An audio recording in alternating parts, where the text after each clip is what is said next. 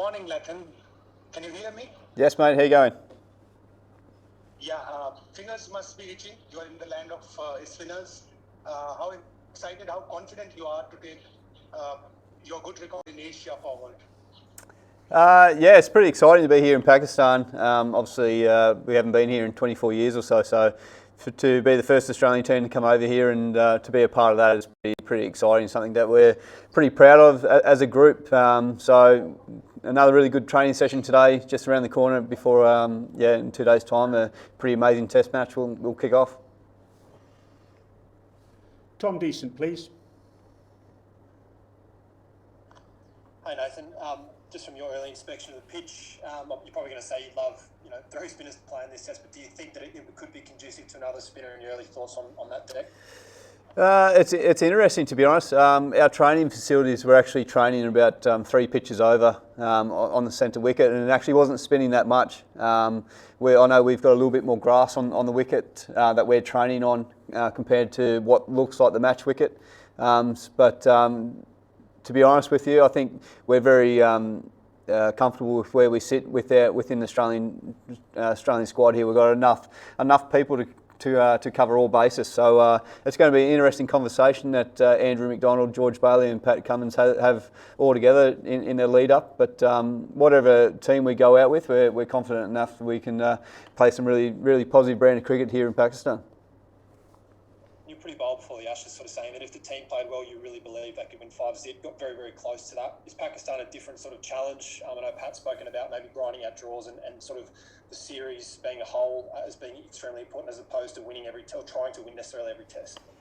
Well, to be honest, my mindset is every game I go into win it. I don't go into to draw or lose it. So my mindset is to go here and play here in Pakistan and win 3-0. Obviously, it's totally different challenges to what we're used to at home. We haven't played an away test since 2019, so it's going to be a big challenge for us. But I think it's a very young, exciting Australian Test squad that we've got here at the moment, and we're coming off a pretty spectacular summer.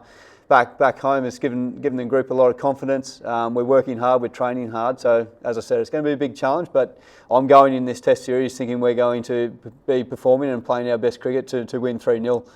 That's purely just my mindset. Moe Shah, please. This is Moe Shah from the news. Latin, what exactly the role you would see for yourself on these pitches?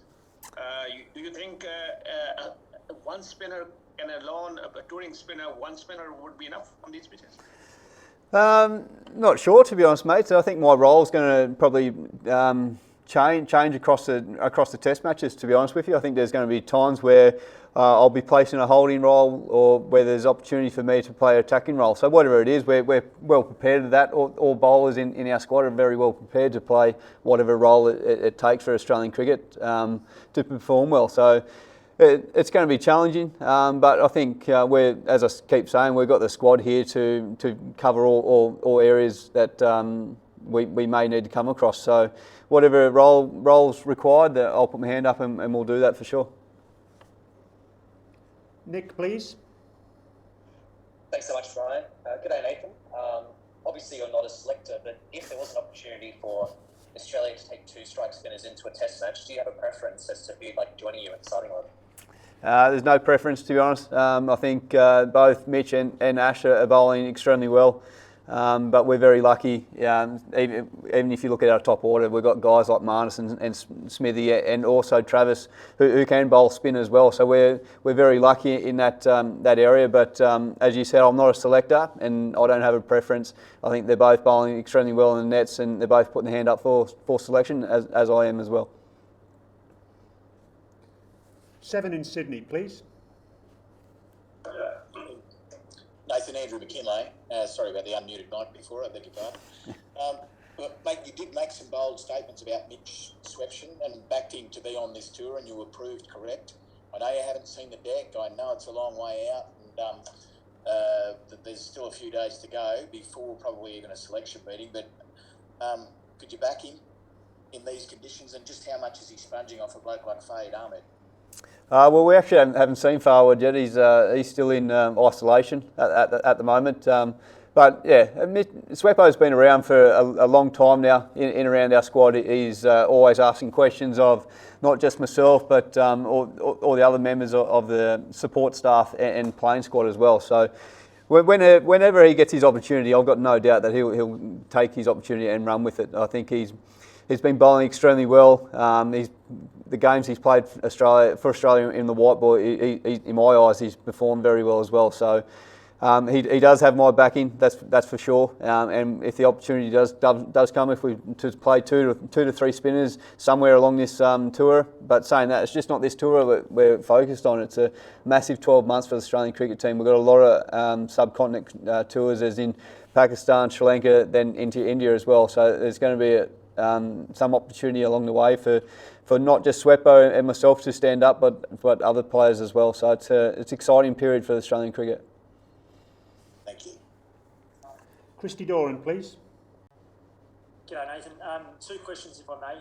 The first being, you spoke and touched on Travis, Marnus, Steve. The three of them probably more than handy. Do you think at times underutilised? And the second question being, the report being that the physio no longer with the Australian team.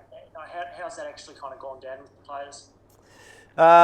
Firstly, I think there's going to be periods of time where the likes of Travis, Marnus, Smithy will get the opportunity with the ball. We've seen both Marnus and Smithy play a role in taking some big wickets along the way throughout their Test careers. So I think they will have the opportunity to get the ball at some stage. Regarding Beaks, obviously it was pretty disappointing news from a player point of view, I guess. But saying that, it's out of our control. We don't make the big decisions on that, so we'll leave that up to CA and everyone else involved. But it was disappointing to hear. Obviously, we've got some very close friendship with Beaks, and he was a very professional physio and someone who I personally love working with. So it is disappointing, but we just got to move on. Thank you. David Mark, please. Thanks, Brian and Nathan. Nathan, just on a change of tangent slightly, first Australian cricket team to tour Pakistan in the best part of 2 decades, I think. What does it mean to you and the rest of the squad to actually be in Pakistan? Yeah, mate.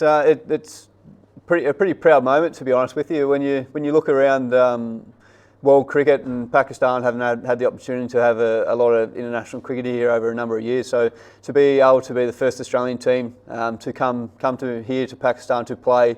We've spoken as a group how big it is in world cricket, and for the people here of Pakistan as well, for them to get the opportunity to see some of their idols like Steve Smith, David Warner, Pat, Marnus, Uzi, these guys who are able to come out here and play and be a massive role model. I think that gets taken away. I'll probably put to the side a little bit the effect that we're very privileged to have as cricketers to be a role model for not just for the people who you represent in your own country, but across the world. So it's a pretty proud moment for the Australian cricket team, and we look to go out there and make everyone in Australia extremely proud, but everyone in world cricket as well. So it's a pretty proud moment for us. Andrew Ramsey, please. Thanks, Brian. Hi, Nathan. There's been a fair bit of speculation about pitches and things over there. As the only bloke in the touring party who's probably prepared one in their past life. Is there anything that reminds you of? Is there a similar surface that you've played on or seen that might give us some clue of how that goes? It's a good question, Ramsey. There's not many people in our team that could actually probably make a wicket. Marnus is in the background here, putting his hand up saying that he could, but I strongly doubt that. The ball wouldn't move at all.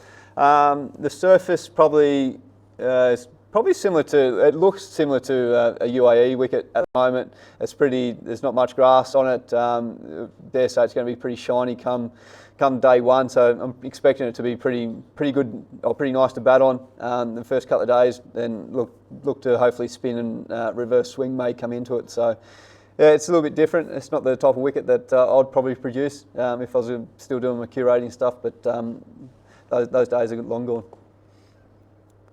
We've got time for 3 more now, first of which is Shahid Hashmi again, please. Nathan, are you relishing the prospect of bowling to Babar Azam, one of the best in the world? I've always said from day dot in my career that I want to compete against the best players in the world, and Babar is definitely one of those guys. So, yes, I can't wait to challenge myself. But there's some unbelievable batters in this Pakistan lineup that I'm going to have some decent challenges with. But yeah, Babar's definitely high up there in the stakes of one of the best cricketers in the world. That's for sure.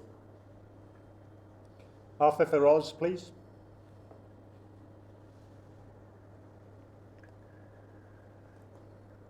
Arthur Feroz, please.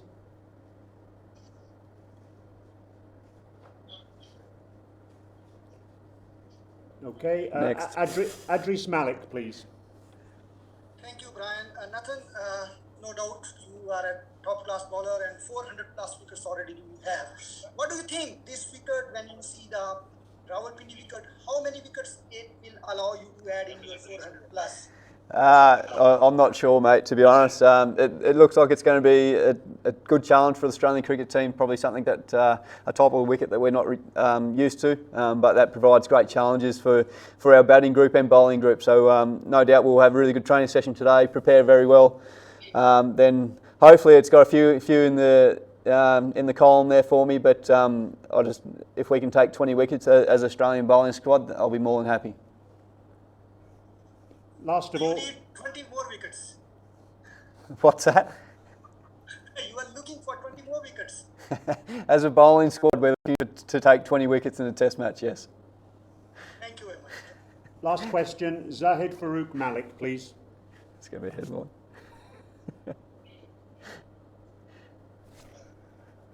Zahid Farooq Malik, please.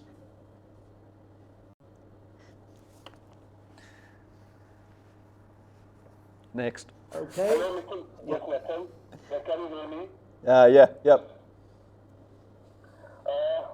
How you hear this important question as you are here to beat England by convincingly and Pakistan are not play the test cricket. And Pakistan team is now facing the fitness problem and the fastest bowler is suffering with COVID. And how you are here feeling in Pakistan like security and your hospitality? I'm going to go with my gut feel on this one. I'm not really sure what you said. I know there's a couple of COVID challenges around at the moment, but we're doing all our testing as well as we can and making sure that we're safe. The hospitality here in Pakistan has been unbelievable. The hotel staff here has been exceptional. We're really enjoying our time here, and we look forward to the month ahead that's going to provide some great challenges for us on the cricket field. But yeah, it's been very enjoyable so far. Thank you very much, everyone. That's very much appreciated. Thank you. Thanks, lads.